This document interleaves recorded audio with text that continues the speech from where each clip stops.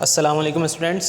तो chemical equilibrium केसी के numericals, equilibrium constant केसी के न्यूमेरिकल्स हम काफ़ी सारे देख चुके हैं। आगे भी हम न्यूमेरिकल्स को देखेंगे जैसे जैसे हम अपने टॉपिक को आगे लेते जाएंगे।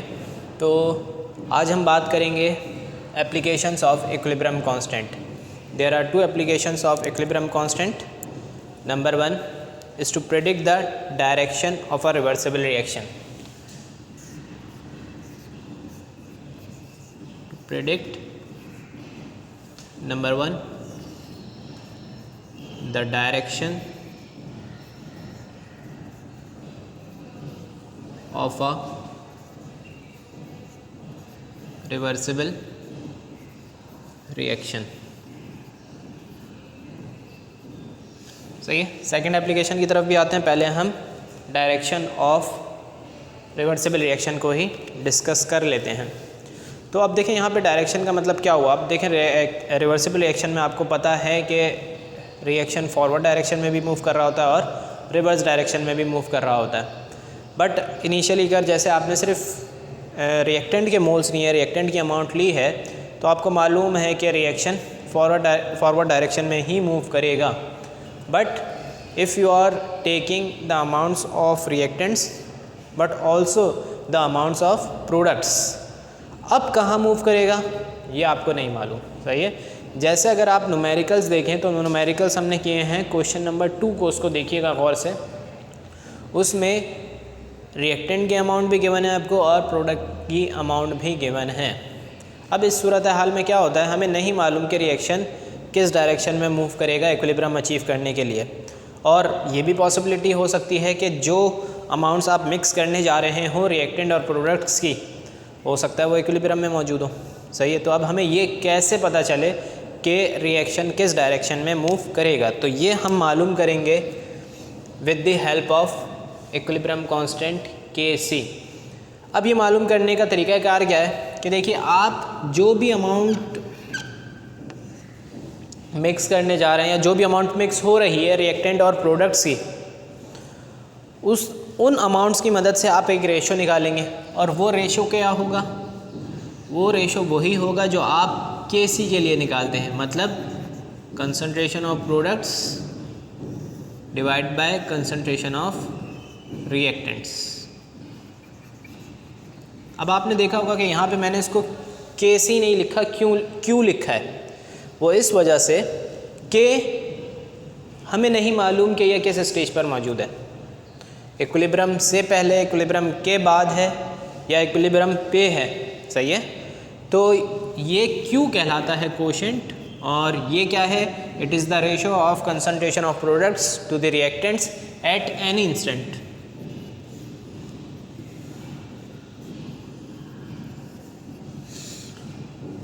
क्योंकि हम कंसंट्रेशन की टर्म्स में बात कर रहे हैं तो हम इसको QC कर देंगे।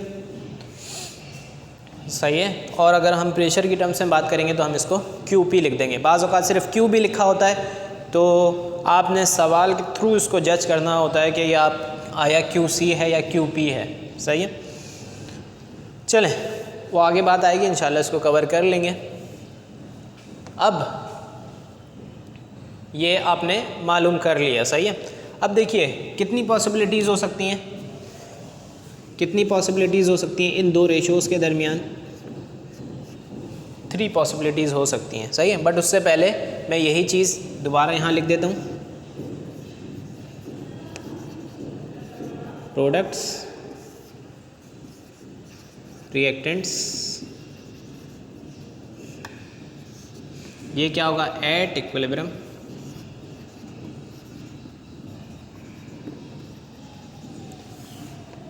चलें, तो अभी हम जिक्र कर रहे थे कितनी पॉसिबिलिटीज़ हो सकती हैं, 3 पॉसिबिलिटीज़ हो सकती हैं। तो हम पहली पॉसिबिलिटी के बारे में बात कर लेते हैं कि QC is greater than Kc। QC is greater than Kc। तो QC Kc से ग्रेटर क्यों हो सकता है, क्यों हो सकता है, या कैसे हो सकता है? देखिए, रेशो एक तरीक़ेकार से ही लिए जा रहे हैं। अगर QC बड़ा आ रहा है Kc से, इसका मतलब इसका न्यूमरेटर बड़ा है, न्यूमरेटर की वैल्यू बड़ी है, और न्यूमरेटर में है क्या मौजूद, प्रोडक्ट्स, सही है, प्रोडक्ट्स मौजूद हैं, इसी वजह से आपका QC बड़ा आ रहा है KC से। तो बिलफर्ज QC की वैल्यू है आपकी 10, सही, और KC की वैल्यू है आपकी 5, सही है, ये QC हुआ और ये KC की वैल्यू हो गई। तो अब क्या होगा, ये 10 अप्रोच करेगा किस तरफ, 5 की तरफ, ये 5 होना चाहता है, सही है, ये 5 की तरफ जाएगा। तो क्या करना है, इस रेशो को कम होना है। अब कम होने के लिए क्या होगा, जो प्रोडक्ट ज़्यादा हैं उनको कम होना चाहिए, या हम ये कह सकते हैं, या यही तरीका बेहतर है इसको याद रखने का, कि रिएक्टेंट्स इंक्रीज़ हो जाने चाहिए, सही है, इंक्रीज़ होंगे या डिनोमिनेटर इंक्रीज़ होगा तो ही ये रेशो 10 से 5 की तरफ जा सकता है, कम हो सकता है। तो यहाँ पर जो है, अगर QC बड़ा हुआ KC से, देन रिएक्शन आपका कहाँ जाएगा, रिएक्शन आपका कहाँ जाएगा, लेफ़्ट डायरेक्शन की तरफ जाएगा, सही है, रिवर्स डायरेक्शन की तरफ जाएगा।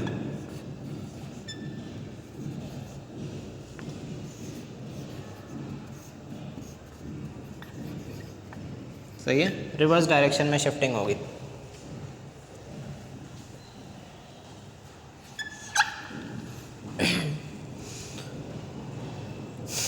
अब इस चीज़ को हम डायग्रामेटिकली भी देख सकते हैं कि हम 2 बार्स ड्रॉ कर लेते हैं।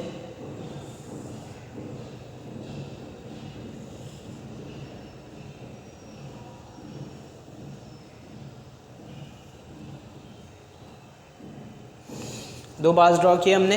अब यहाँ पर क्या हुआ, ये आपके पास क्या है, QC है, और ये क्या है आपके पास, KC है, सही है। QC अप्रोच करेगा KC की तरफ, सही है, KC मूव नहीं करेगा, QC मूव करेगा।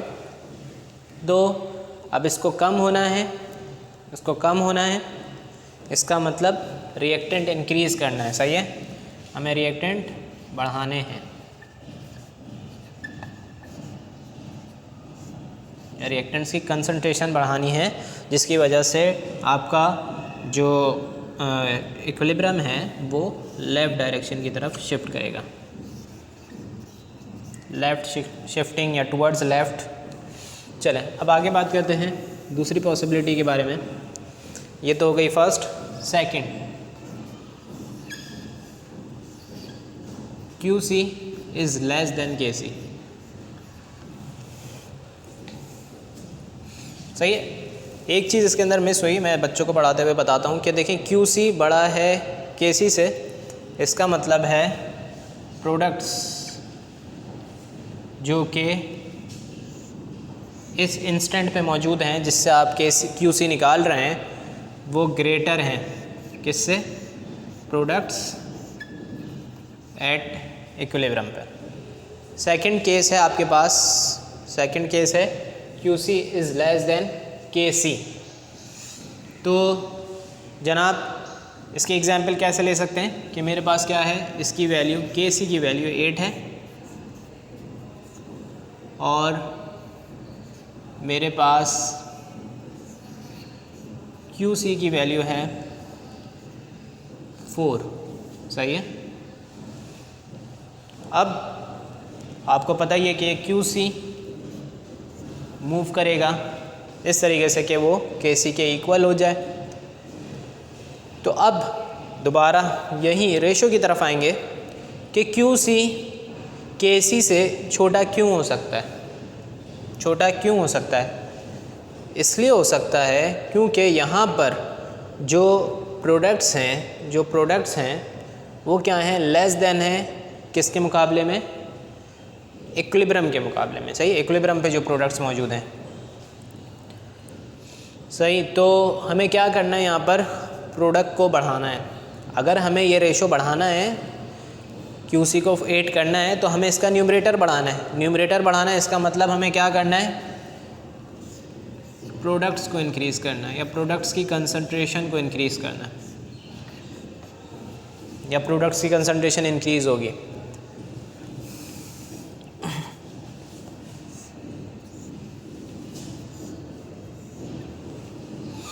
सही है। प्रोडक्ट की कंसंट्रेशन इंक्रीज़ होगी तो ये जो रेशो KC से कम है ये KC के बराबर पहुंच जाएगा। सही है। अब प्रोडक्ट्स बढ़ेगी कैसे?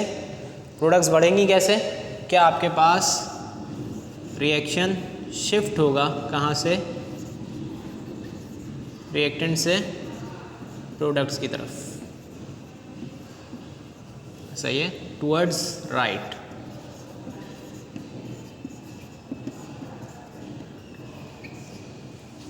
Right shifting. अब इसको इसी तरीके कार से बार्स की फॉर्म में देख लेते हैं।